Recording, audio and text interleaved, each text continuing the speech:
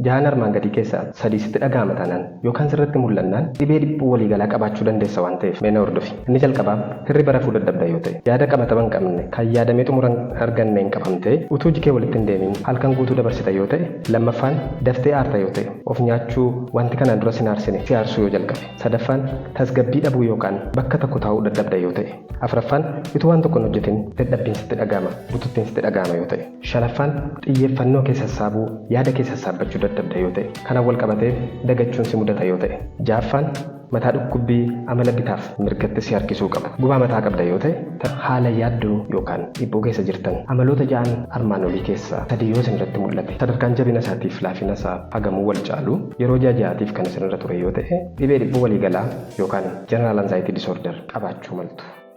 Namoonni dhibee dhiphuu waliigalaan dararaman yeroo baay'ee amala yaadda'uu wanta namoota biroodhaaf salphaa ta'aniin garmalee jeeqamuu qabu. Yaaddoo walitti hin cinne yoo kun ta'eoo yoo sun ta'eoodhaan namoota rakkatanii dandeettii yaada tokko qabanii yaadanii xumuraan ga'uu hin qaban. Yaada isa jalqaban tokko tuufii ta'an baasin yaada kan biraatti darbu. Waa'ee fayyaa isaanii, waa'ee fayyaa maatii isaanii, waa'ee mana ijaarsa ijaaraa jiranii, waa'ee barnoota isaanii, waa'ee qarshii, waa'ee qonnaa, waa'ee waan keessa jiranii mara ta'uu danda'a. Yeroo baay'ee yoo hubattan yaaddoon isaanii, yaadi isaanii waa'ee fuulduree isaa kun ta'innaa, sun ta'innaa jedhaniiti kan yaadan. Yeroo hundumaa akka waan rakkoon isaan mudatu deemuun kan mataa isaanii keessatti fakkii kaasan. Gaafa fayyaa dhabanii rakkatan, gaafa maatii isaanii balaan mudatu fakkii isaa mataa keessatti kaasanii isa deddeebisanii ilaalu. Kanaan wal qabateeti egaa hirriba dhabuun, walii gadi wacca'uun, tuwaan hojjetiin bututuun, dafanii aaruun, xiyyeeffannaa dhabuun, dagachuun, mataa dhukkubbiin kan isaan rakkisu. Haalli kun jiruu idilee isaanii irratti dhiibbaa guddaa geessisa. Hariiroo fayyaalessa qabaachuu hin danda'anii hojjetatanii buluu irratti dhiibbaa guddaa isaan irraan ga'a. Gaafa garmalee namarra ture, namarratti qancara immoo dhibeelee keessoo qancaroo ta'an kanneen akka